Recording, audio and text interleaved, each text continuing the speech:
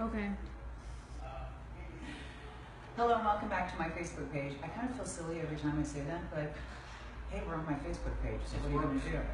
My name is Lisa Robertson, of course. If you're here, you know that. And my good friend Mark Zunino, who is one of the most well-known couture designers in the business, is joining us this evening. We're actually broadcasting live from his absolutely stunning brand new boutique on Robertson. Hello. Hey, how are you? Mwah. Hey, honey. Thank you for coming. Thank you so much for letting us do this. I know you've been crazy busy. It's been insane. I know that you had the huge grand opening last night. Yes. That was Nuts. a scene. It was crazy. It was beyond anything I ever expected. And what were, I know that obviously a number of the news outlets were talking about it today. Yeah. Huge. The one thing that's been, I'm so fortunate, being an LA-based designer, Hollywood designer, the East Coast doesn't really favor us, but I get amazing support from the East Coast. We have New York Times, Newsweek Daily, W Magazine, everybody here stayed the entire party. Yes. It was crazy. Well, Entertainment tonight it's going to be on. The champagne bar was nice. Fabulous. Yeah, we had Moet. And, I mean, the whole thing was just fun. Yeah, and that's kind of what was crazy for such an event like that. It was fun. It really was. It was. In fact, as we speak, there is one of the celebrities here, one of the nominees for the Golden Globes, coming up, getting fitted. So when you hear people walking around and talking, being fitted in her outfit. Being fitted for her outfit for the awards show, which is very, very exciting. And that's one of the things that you're really known for, obviously, is beautiful, beautiful gowns and your wedding gowns, I have to say. Thank you. But you do a lot more than that. But I want to kind of start from the beginning and then get up to where we are now, because I think a lot of us know you're an amazing designer. There's no experience like wearing one of Mark's dresses, and I've been so honored to borrow one from time to time. But tell us a little bit about your childhood. I've met your mother, and she is so lovely. Thank you so much.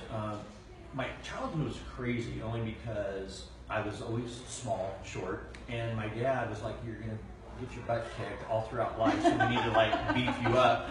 So I was in every sport. I wrestled from the time I weighed 35 pounds. I wrestled it's called AAU freestyle, and so I always ran track, played baseball, every sport you can imagine. And so that was my upbringing, was just sports. So this whole fashion thing never was even a thought in my head. Where did you grow up? I grew up in a small town between San Francisco and Sacramento called Vacaville. Very nice. Yeah. And you went to, was it a big school, small school? It was the only school. The only school. High school was the only school. When I look back, I see the influence that every school had. From my grammar school, I know the teachers there that catapulted me into my middle school. I knew who then planted a seed in my head, and at the time you don't even realize it's happening. Yeah. But now I see how those grew into my life today. So how did you end up in a small town doing every sport and find your way into being a couture designer? It's crazy. Sports was my life, but I always loved drawing. So I thought I would want to get into cartooning. I did There was in Pebble Beach, there's a golf tournament. It's huge. And my dad's a big golfer. And I would actually do caricatures of all the pros in the tournaments. And that was like, I thought, I'm going to be like a carnival act the rest of my life, sketching, cartooning everybody. Right. But I liked it, so I thought, okay, I knew I had artistic ability. But then I had a 5th grade teacher who taught art, and kind of an oddball, and the other teachers all kind of made fun of him a little bit, and he pulled me aside one day, and because I felt bad for him, and he said, "Don't feel bad." He said, "Stand out, always stand out. Don't join the pack." And he's like, "It's okay." And because at that point all you want to do is be accepted. Yeah. So for somebody to tell you it's okay to be different, I thought it was pretty wonderful. And from then into junior high school, I had a teacher, same type of thing, wanted me to really nurture my creative side, which nobody else was doing that. It was like sports and going to business and all of that. So I slowly was getting into things that were more artistic. I eventually, when I went off to college, thought, okay, I'm going to get into advertising, graphic illustration, but for some reason I took a right turn into architecture. So I thought, this is it. Where did you go to college? Pepperdine, Malibu. Very nice. And it was wonderful, and it was my parents chose it. So when your parents choose something, you don't want to do it, and I'm like, I'm not going to go. I don't know anybody. I don't want to whatever. I don't want to go to Pepperdine. But it's in Malibu, and it's right on the coast. And It's I got there, and I was like, what's wrong? Is it a prison? Is it like, why are you sending me here? It was the most amazing school. It really was just like a big country club. And but what I realized, it has a very international student body. yes. Very well traveled, very affluent, and so the girls and even the guys changed at least 3 times a day going to class. You wore your morning clothes, you wore your noon clothes, and you wore your later afternoon clothes. Okay, let's all just stop for a minute and ponder. Who changes their clothes 3 times a day? Especially when you're a college student. Amazing. But everybody did. My sister came to visit. He was 2 years younger than me, and she's like, I hate this. She said, this is like not school. It's like some fashion competition. But I think what happened is I observed fashion internationally, because these kids are all so traveled, and I would see all the different looks, and you have to get into it. In a weird way, you have to compete with it, because it's what the kids do. And so I think that was subconsciously the beginning of me being so aware of fashion. Did you get a degree in architecture? No, well, I switched gears because I was towards getting my degree in architecture, but I was co-majoring with communications, so I could get into advertising as well. Mm-hmm. And how I ended up stumbling into working with Nolan is kind of into my junior year in college, and that's when my life just went the other direction. Right. So I ended up completing with a communication degree, but I was already starting to work for Nolan. I was already in this business. How did you end up working for Nolan Miller? I mean, you weren't studying fashion. No, and what happened is in my illustration courses, one course had to be fashion illustration, so I took that one course in the one semester that the designer was teaching just that one semester. And the funny thing is, a year later, my dad said, you can't sit at home and wait for the phone to ring. I sat at home and the phone rang, and it was that instructor. And she said, someone is looking for an assistant. I want to recommend you. But I thought, because she knew I was getting in architecture, I thought that's what it's for. And she said, it's for fashion. And I'm like, no, that's not my thing. And she said, it's with Nolan Miller and Aaron Spelling. They want to see you. And it's for a show called Dynasty. Okay. Huge. Yeah, so what year? What year was that? That was like 83, 84.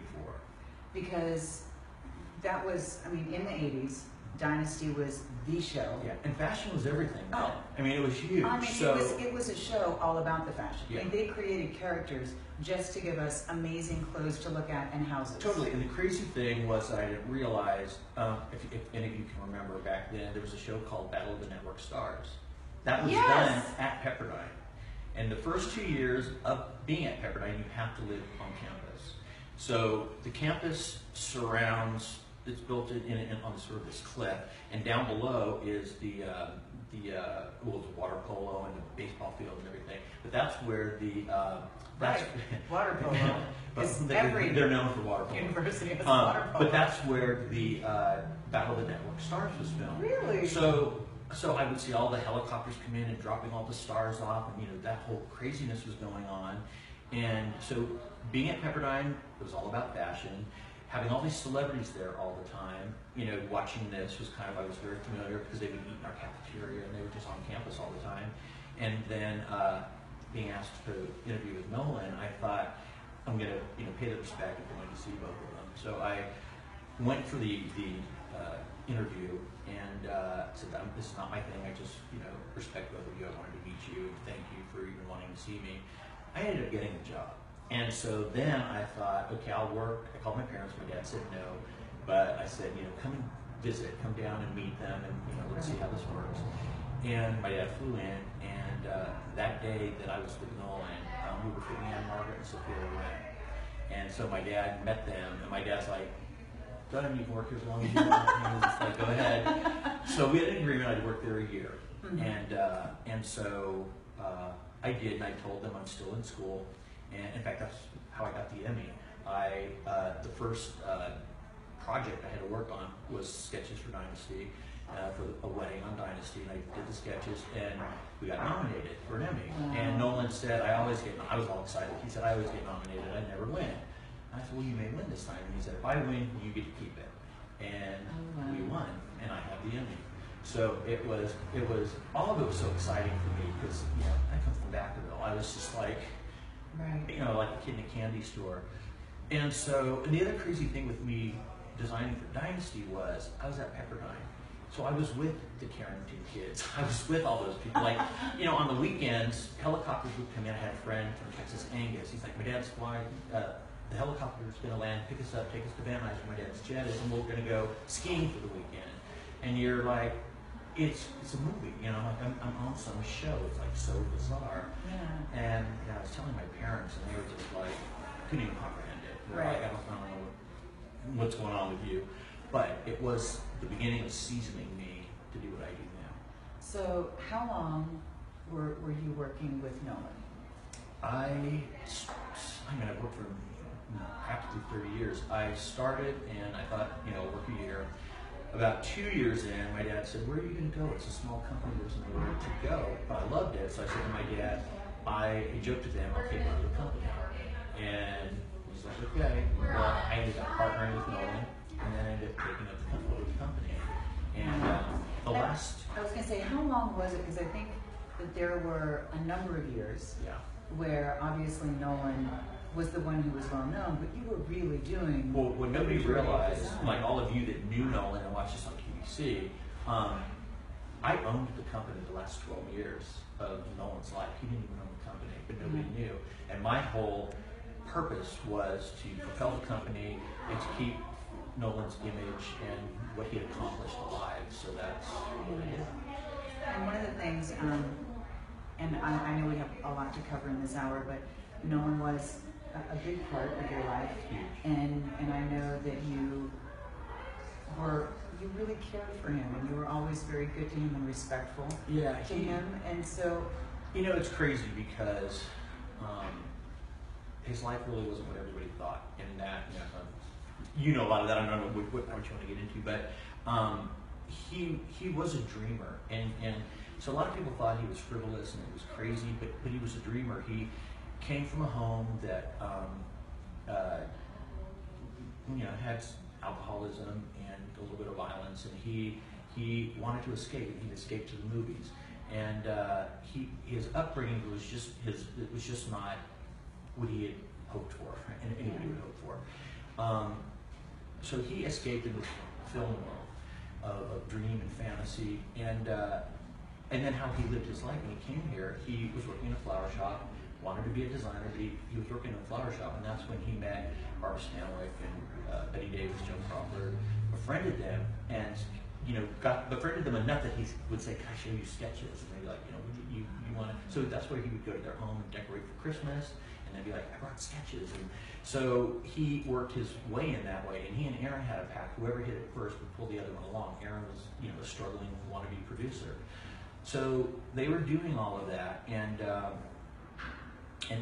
sort of just took off. So Nolan, with Dynasty, The Love Boat, Fantasy Island, it was just a dream world. And so Nolan, what was magical about Nolan is he was able to, his dream, he was able to pull you into it and make you feel special and make you feel like the most beautiful woman. And it made everybody feel like a celebrity. And that was the fascination that I had with Nolan, that happiness he gave everybody around him. So a lot of people were like, oh, it's a fake, false facade, it's, all of this stuff. It wasn't. He was a very genuine, very real person who just wanted a very happy life and wanted to make other people happy. Yeah.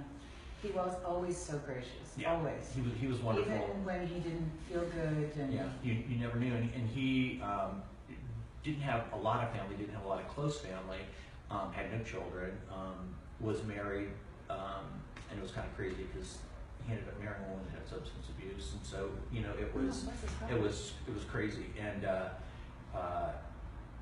he just got to a point where he just wanted to be happy, and so we became very close. It was like father and son. And then when he started getting ill, he had nobody. And the crazy thing is, he was so loved, really truly so loved. But when it came down to being on his deathbed after that entire huge career, Renee, who Renee and I were the only two in the room with him, and it was just like he was totally alone. And it's crazy. I don't want to be a big girl and cry here, but it was something that. For you. Yeah, but I mean, it's like I don't think anyone should ever die alone. And I think when you've been so generous to create an image and a world that you could pull people into a fantasy, it's so wonderful. And so that also was part of my mission to through knowing him, through the cancer, me owning the company, to keep everybody away from that, knowing that stuff, and just let him live that dream as long as possible. Yeah. Well, it was interesting because whenever, obviously, I knew him and got to know you from when he was on QVC and you were on QVC, and know that he and Mary Beth Rowe, who I adore more than life itself, were very, very close. And just to see how genuinely happy they were to see each other, and how much she just loved him, and she has such a good heart. You know that if she loved him, his heart was that good, and he was just a loved person. And that's the amazing thing, is that genuine people knew he was genuine, and that's what was so amazing. That's why I knew it was real. I knew what he was doing was real. I knew that the world he lived in was real to him, and so there was really nothing fake about it. Yeah. Well, this has become quite an amazing career that you've had, and I know that for a number of years you were in the previous location over on Beverly. Yes. And that was one that was just kind of much more appointment. I mean, you didn't really just walk in. No, which you really, not just because of the way the world is, we allow people to come in even without appointment, but you have to have an appointment, so we'll make an appointment and then come back.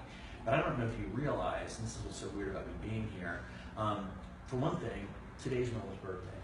I didn't know that. Which is crazy. And we had the opening last night. Today's Nolan's birthday. I didn't know that. That's so nice. Well, I was so thrilled to find this amazing atelier here. When I started working with Nolan, our building was on the next block down. And so then we worked there, then to the space that you knew, and now here. So it's like everything's coming full circle. And even with the client base that I have now, it is all because of Nolan, because when I started, I work with a group of people that I can't choose them, they have to choose me.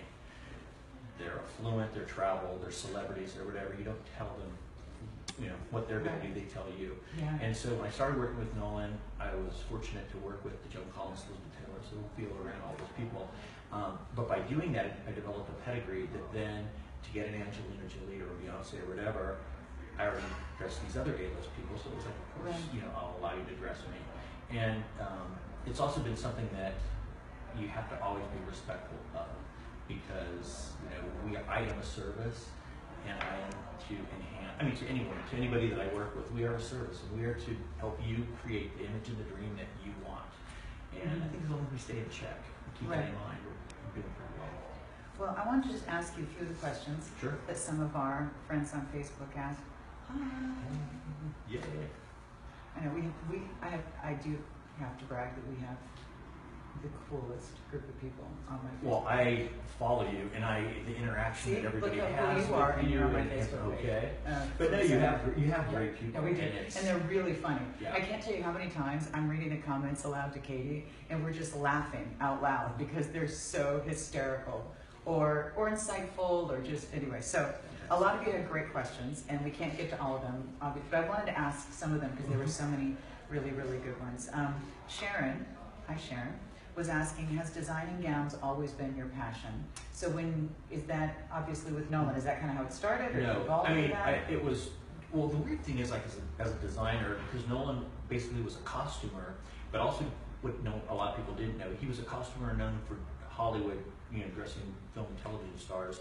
But we also, during the 80s, because Dynasty was so prominent, we were dressing all the top social elite around the world. Because everybody wanted to look like Dynasty. So nobody knew that was the core of our business.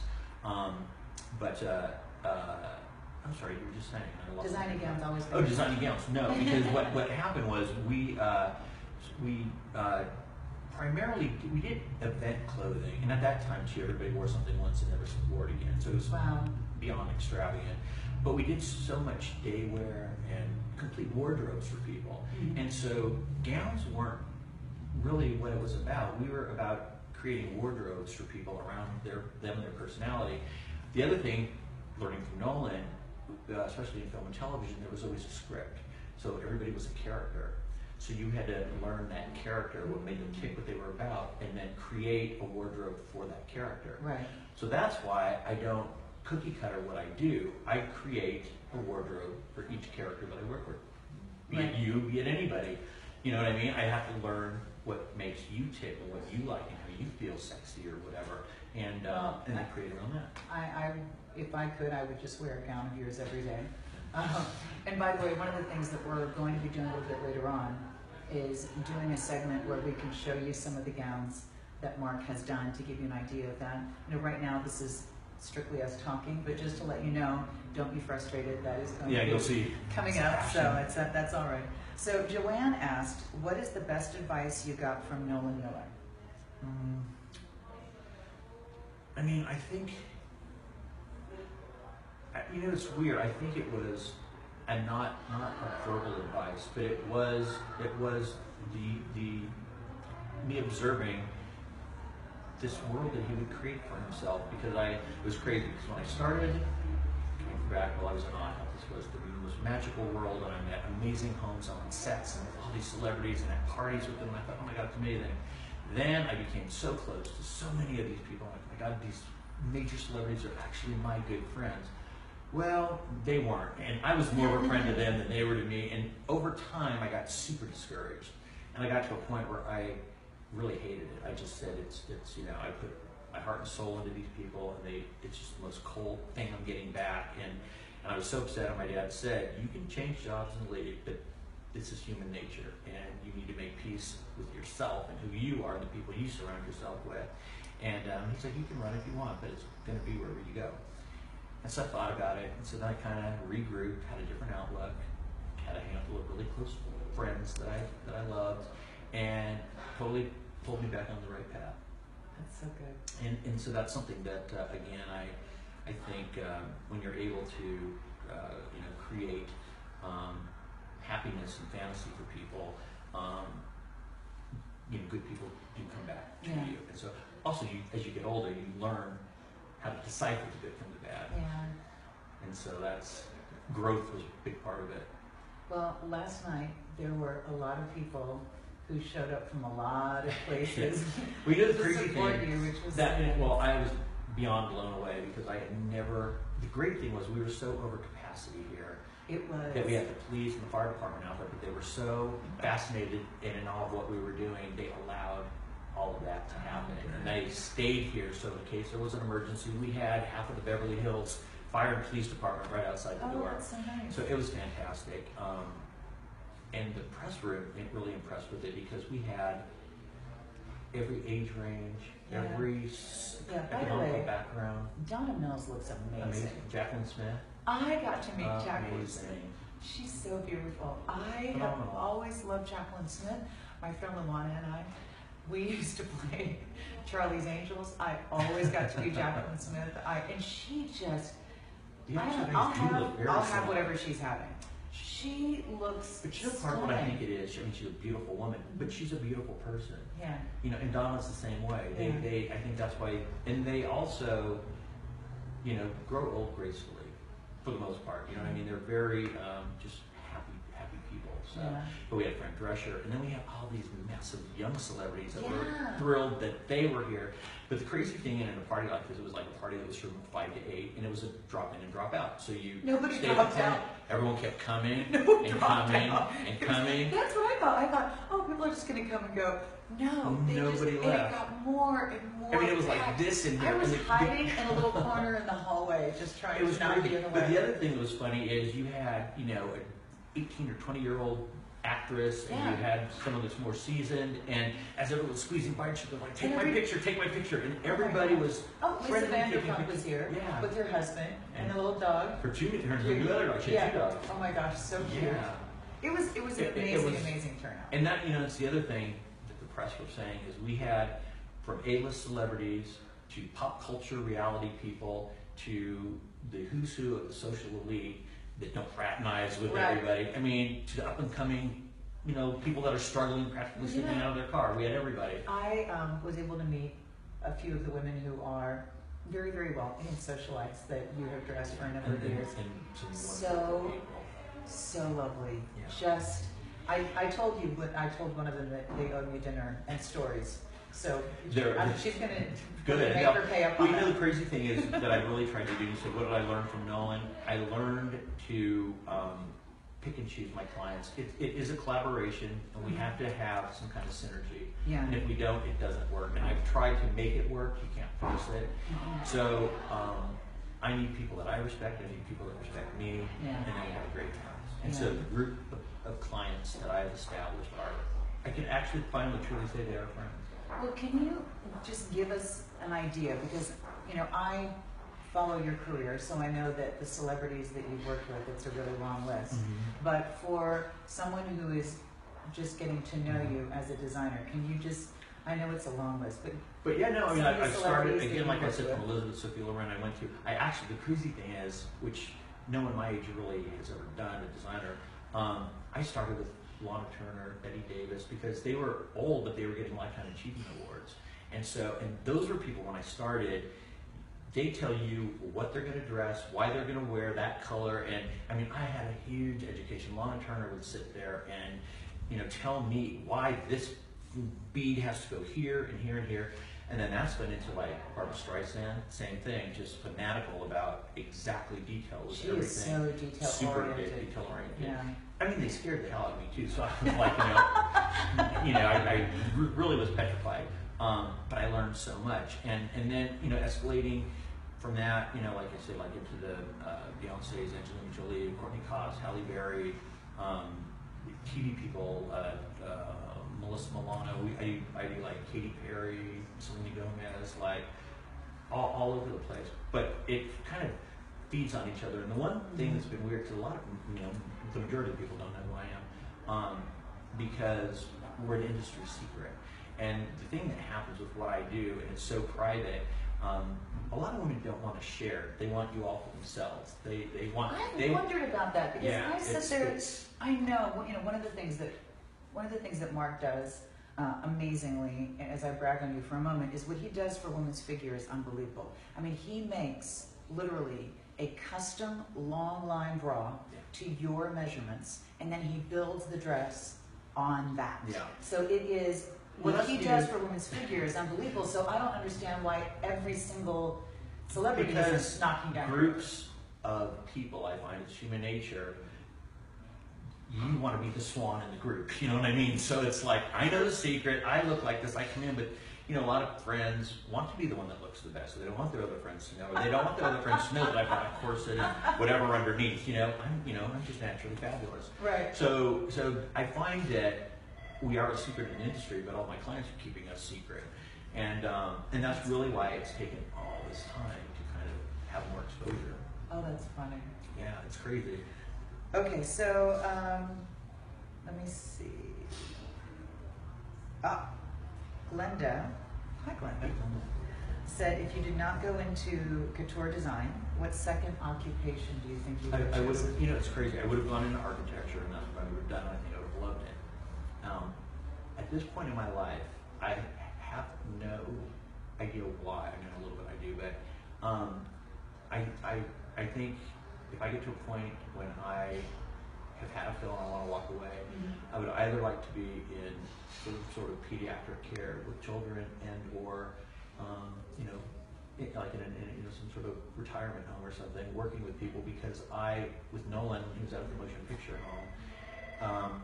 I saw all these people that have led amazing lives, but it was just kind of, they were just pushed over in this place and just sat there and had a routine, and nobody talked to them. They weren't able to tell their story. They weren't able to, have these lives that anyone that talks to them could learn so much. And because I'd go out to visit Nolan every day, and he'd like come out for lunch, come for dinner, we'd go to the dining room and introduce me to everybody, and you just say, what do you do? What have you done? And they start telling you their story, and it's amazing. It's amazing. And you see how they just light up, completely change their demeanor. And that's why I'm really an advocate of having really young kids working, having some sort of mix with people in a retirement home, because I think it's such a great synergy of youth and knowledge Yeah. that I think so much can happen that way. Well, do you, I mean, obviously you have enough people who work with you. Do you take in proteges? Do you have? Yeah, I have a huge internship program. Half of my staff were interns. So the other thing that I learned from Nolan, when I started with the company, it was very old. It was just not a young company. Mm-hmm. And I needed someone else my age when I started, so I hired Renee, who you know. Yes. And Nolan said, what's this person here? And I said, we've hired him. And he said, for what? There's no positions. I said, my assistant.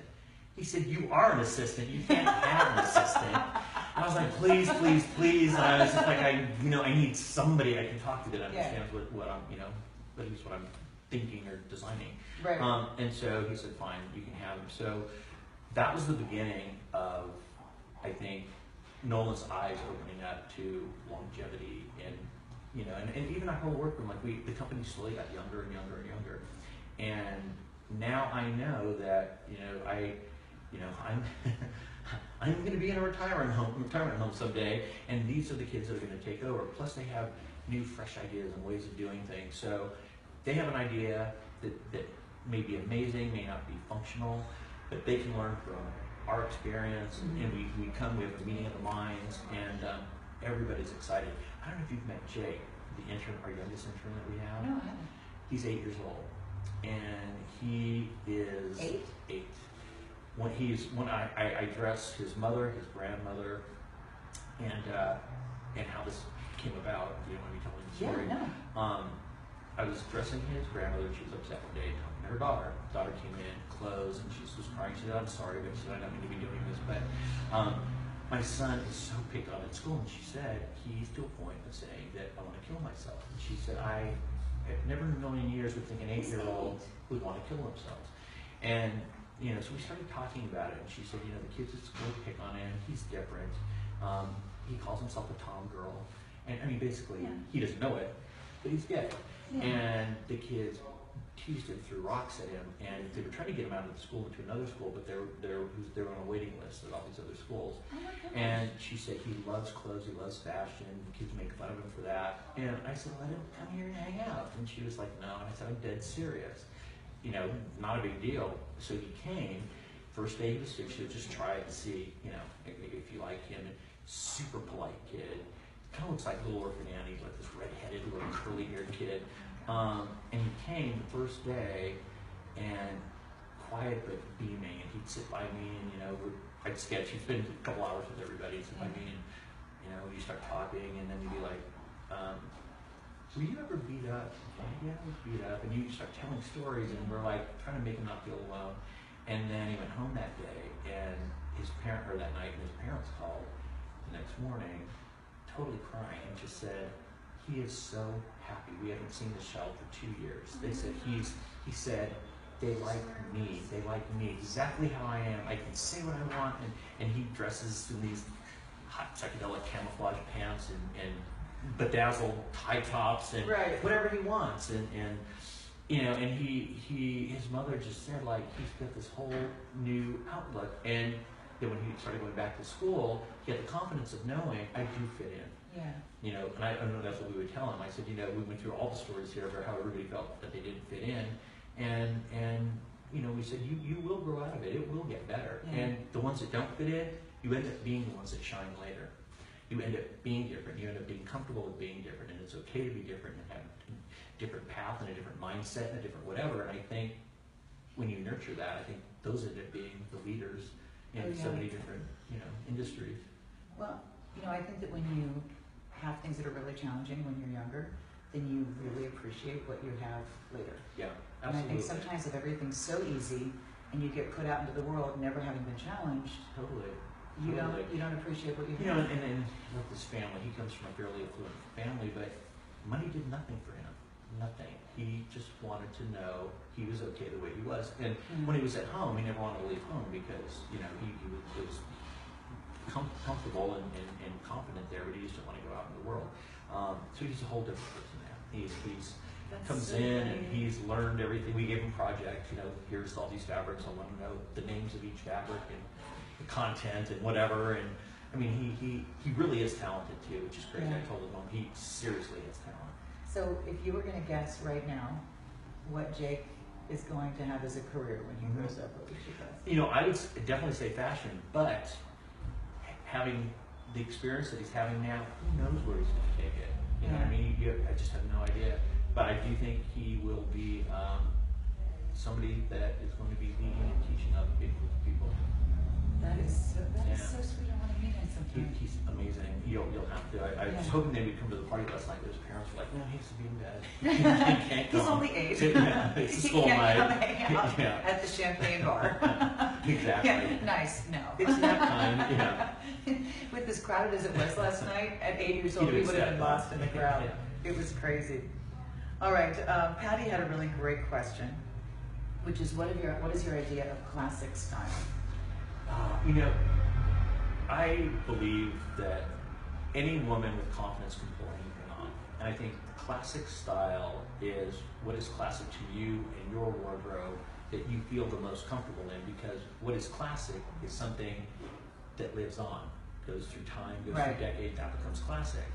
But if you like a certain cut of jacket, a certain leg in a pant or whatever, and you wear it all the time, that is your classic. It's your look. classic, yeah. So everybody, instead of following fashion trends and what's classic, create your own form of classic, create your own form of trend. You decide when you want to be trendy and how you want to be trendy. It doesn't have to be trendy in the world, it just has to be trendy for you. And that's what I really believe too, in keeping the things that you like the most, and let me develop your own style, put different things together. And in this world too, like, you can go out, and even somebody said, you look a little ridiculous. And by the end of the day, you think, I may look a little ridiculous, but you tried. Who cares? Right, at least you tried. You're not going to die. It's Yeah. going to be okay. No one's going to stone you. It's totally going to be okay. So then you start getting known for the one who's on the edge, that tries new things. You're not stuck in a box. Yeah.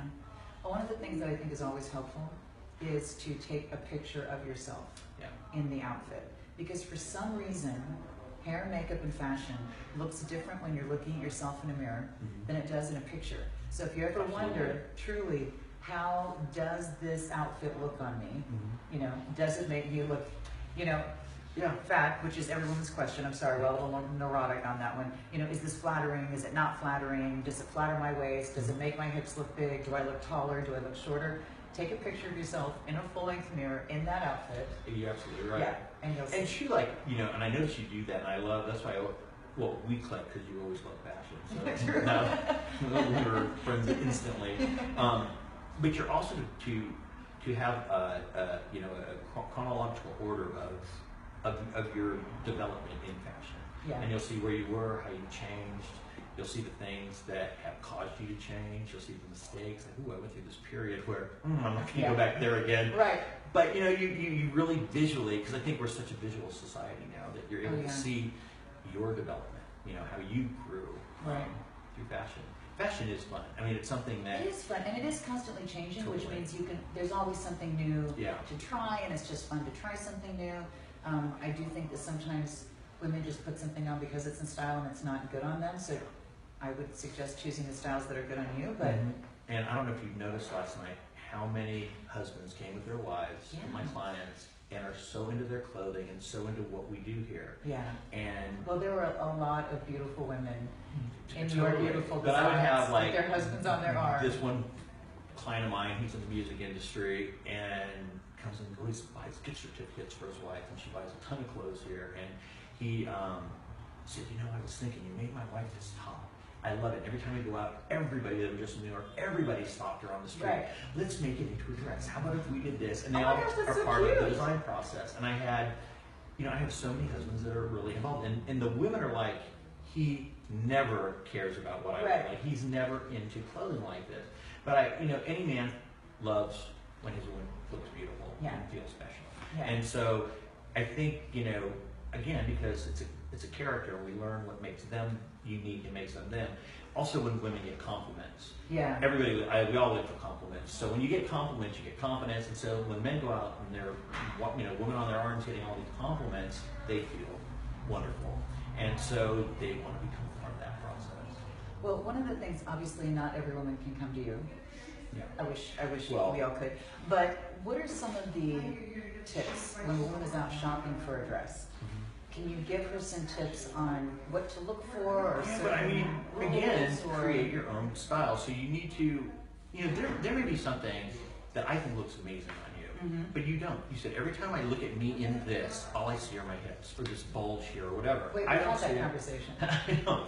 Well, seriously, you're your own worst critic, and I'm like, nobody else sees this, but you're like, you know, they can't do that. I also think that the concept of body image is changing. Yeah. Slowly, but it's changing. But the slow change is permanent change. So that's why I think this is good. It's not going to change overnight, but you know, curvy women think you whatever. The only real thing that I feel the Kardashians gave is okayness to a curvy body. You know, you can be bottom heavy. For most of my career, it was all about enhancing a bust. Everybody was bust oriented, my boobs up and whatever, you know.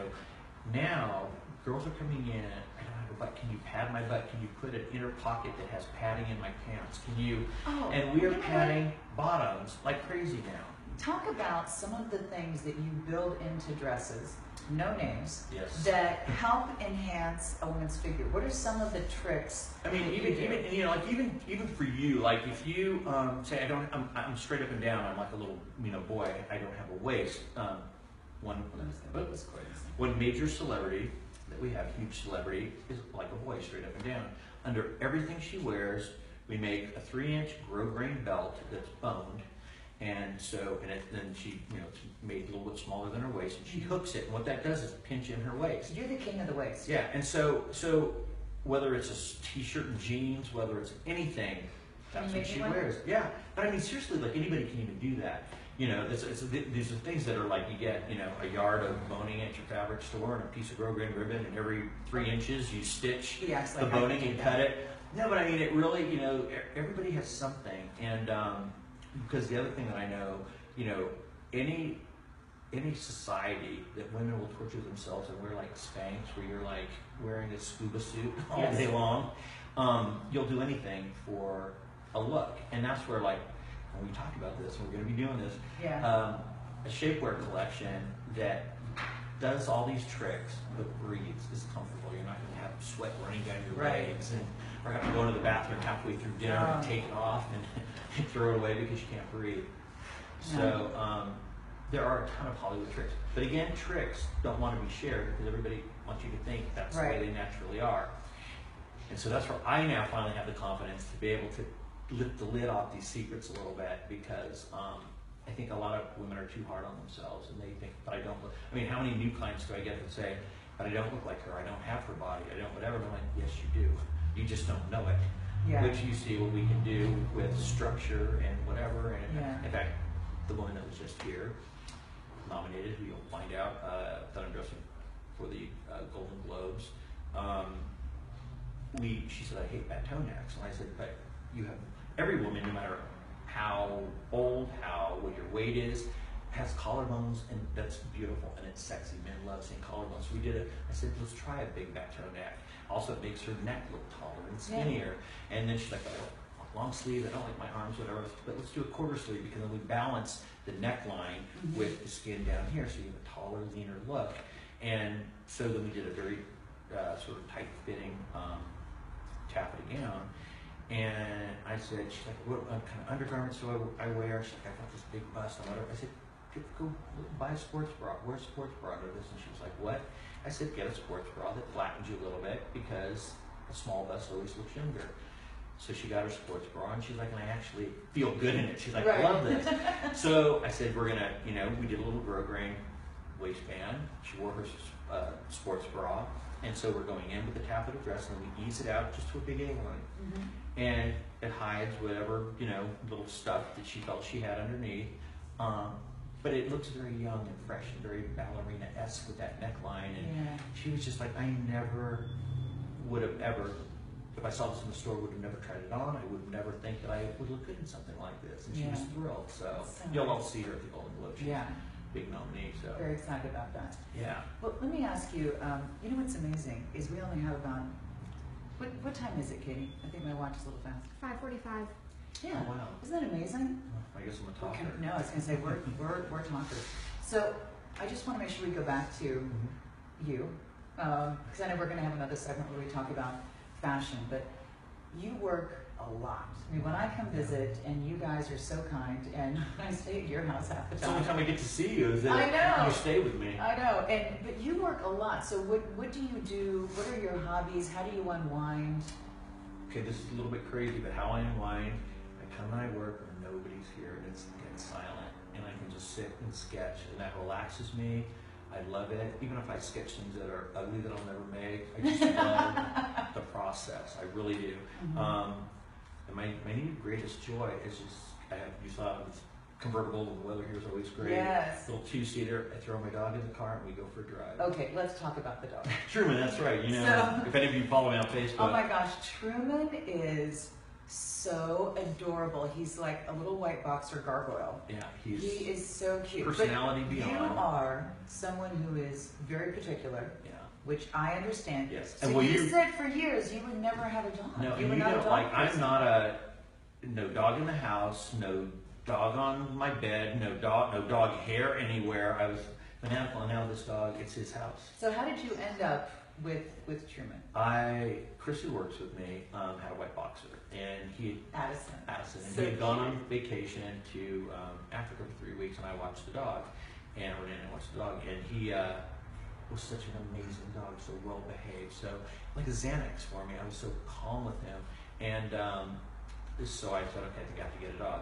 Then when they came back, he had been bitten by a spider, and so his face blew up like a basketball. And Chris said, I can't leave him at home. I have to bring him into work. Because it took a couple days off. I said, you've got to come into work. We need you. And he said, I can't. My dog, I can't leave him. I said, bring him.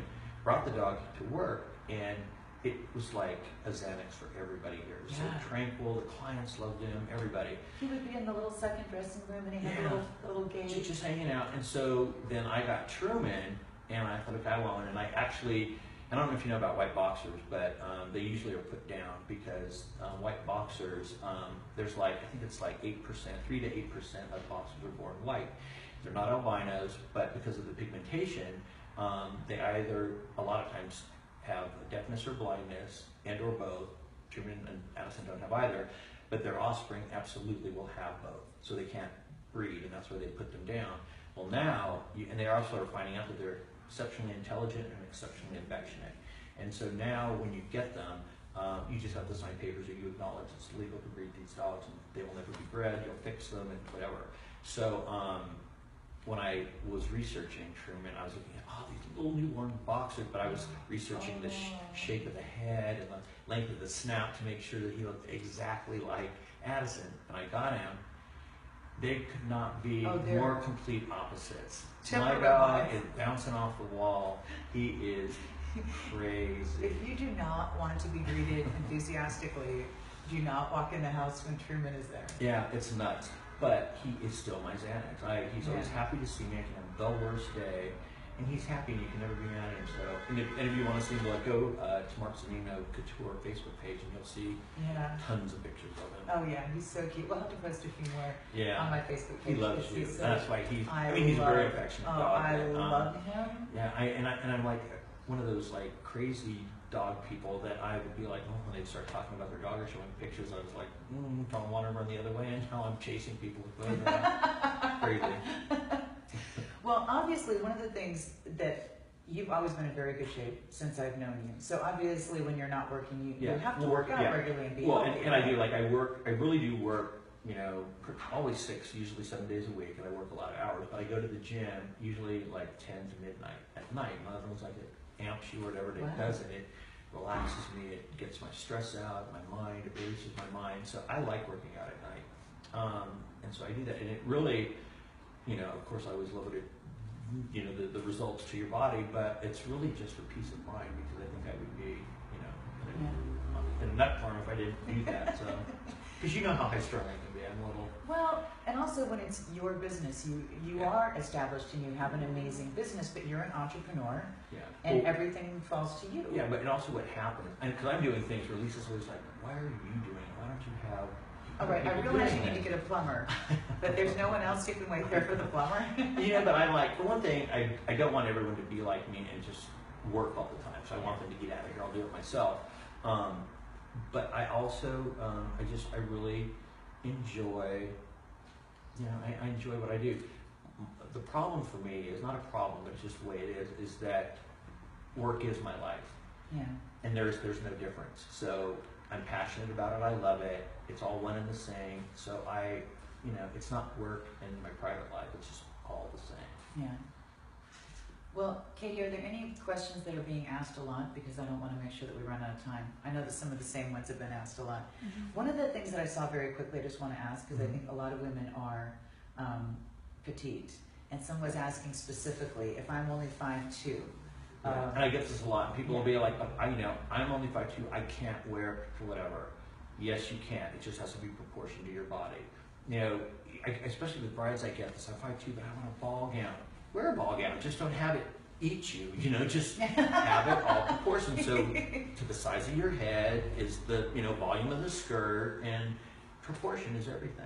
Yeah. In anything, it's and some women like a big palazzo pant look. You like seeing yourself that way. Well, then bring your waist in. Totally. Yeah. And I mean, there's so many little, because that's why I love you. I mean, you're so aware of what make most women feel good. And it is understanding clothing. That's why I think with what you do and the interaction that you all have is amazing, because you're able to work out problems and, voice a question and this get is responses. Just the beginning with you on my Facebook page, by the way. Okay, just good. to let you know. We'll do it. We're going to be doing little educational seminars in the future. It's crazy that I get so many people in here, and it's the first thing usually that comes out of a new client's mouth.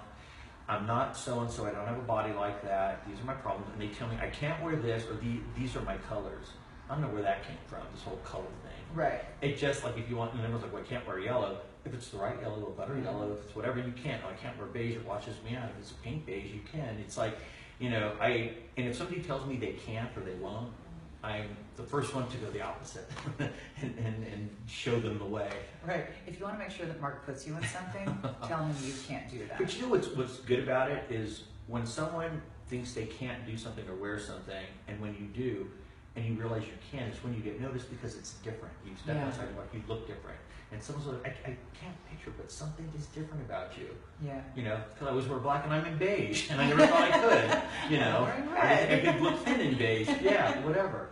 Well, one of the most famous dresses that you did recently was for Sofia Vergara. Yes. Yes, and I know I can talk about that because it was in all the magazines, so I'm not letting a cat out of the bag. But the minute she said I do, she got into your dress for the reception, and you could tell she felt beautiful. And that's why it got so much attention, and I had no idea, because it was kind of an afterthought. She already, Zunino was making her wedding gown. She was telling me the issues she had about fit and whatever, and then she said, I have a dress for my rehearsal dinner, but then she said, being Colombian, we have a party after the rehearsal dinner, and I want it to be fun, and I said, let's make you a dress. And then she said, would you? Because it's a short amount of time. I said, absolutely. So we made that dress, and she did feel good in it. And she has an amazing body, but which I won't tell you, but she said, I have problems. And these are what even we have she to has work. things about her figure. She said, we need she's to self-conscious about, work which is with amazing this because stuff. she's perfect. Yeah, but I'm like, we can. It's not a big deal. And though she has an amazing body, the things that she's worried about, we worked with, and that's why she felt so good in that dress. And the weird thing is that dress got so much attention. She looked so beautiful in that dress, and so happy and so comfortable in that dress. I mean, obviously she's perfect anyway. And she was marrying a wonderful guy, and the wedding was lavish and spectacular. But she was really happy, and she is the nicest person. And she felt so bad last night. She was one of the hosts of the party, and because of all the rain we had, they changed the shooting schedule. And she's like, now my work schedule is pushed longer to the evening. I'm like, I'm over right after, as soon as I get out. It got to be so late. I said, she was so tired. I said, just go. Don't worry. And it was so crowded. I thought that crowd's going to eat you alive if you step into it. Yeah, that would have been chaos. Yeah. So. That would have been a stampede. Somebody could have been hurt. Yeah, it was a little bit of nuts, but I'm working on things for her future award shows, upcoming stuff, and you've done some great things for Beyonce. I know, Beyonce, and a lot of other celebrities. But before we run out of time, I just want to talk about your bridal collection, because I know that you do couture gowns, you do gowns for clientele. Yeah, and when we were talking about price point, not everybody can come here. That's why I did. My collection with QVC, that's why I'm really outsourcing to basically knock myself off, rip myself off, and trickle it down to something everybody can afford. And what I do with that is I bring color palettes that are a little more sophisticated than what you usually see out there. I bring silhouettes that are a little more designer that you don't usually find out there. Prints that a lot of people are like, well, I can't wear prints. Well, you can if they're fabulous, and we bring fabulous prints. And again, it's fit. When we talk about this too, like you can wear the most inexpensive whatever, and if you have it fit, you spend $15, $25 having something fit. It looks like a million bucks, tailored to your body. Yeah. It's everything. So we should talk about that later. Like, cause I can go through articles of clothing and what is the right way to fit and the wrong way. Well, one of the things that we're going to do, and in fact we're going to work on it as soon as this live video chat is done, Mark's been gracious enough to give us more time, is we're going to work on another segment where we really talk about fashion specifically. And so hold that thought for a few more minutes because I want to talk about that we'll do it. in that segment. But it has already been about an hour. That's crazy. Thank you. But, thank all of you. I would love it if we could do some more of these. And I would love it if we could really talk about what's flattering on a woman and what to look for and where things should fit. I think it's great, and I know all of you follow and know Lisa, but she truly cares about all of you. She listens. You really are about empowering women, and it's amazing. And it has no age, it has no size. It's like it's basically what I love, and I think that, and the synergy that you all have together and voice and help each other out with it, I think is absolutely amazing. Well, I had the thought today as I was driving down the road, which is not a novel thought for me, but I think there comes an age where it hits you in a way that you realize, which is all of this is just the costume. And it's not, it has nothing to do with who you are. All of this is the costume. And who you are never changes, and who you are can always feel strong, and who you are can always have an amazing mindset. I think what's age affords you is confidence, and I think that's a fantastic thing. You know, there was a time my mom was here last night where I would be fanatical. Like, you have to wear this, and you have to wear that, and just wear it, and you know, she comes to, what do you want me to wear? I don't care. Whatever you feel good and do what you want. Should I wear this, you got to? I don't care. Whatever you want, you know. Just feel good. She wears what she wants, and everyone's like, oh, she looks wonderful. And your niece was here. Okay, she's happy. Yeah. She's starting at UCLA, and she doesn't know anything from Adam, and she's just like, all the girls at my school know you. They all want you to like do their wedding gowns. And I said, yeah, that's what I do. You know, jump on board. Just your uncle. Well, Mark, thank you so much. Thank you. We'll be talking to you again very, very soon. Thank you. Thank you. And thank you all very much. Don't forget that we're going to have more coming up on my Facebook page, and hopefully we're going to work on another segment with Mark that you'll see very soon. Definitely.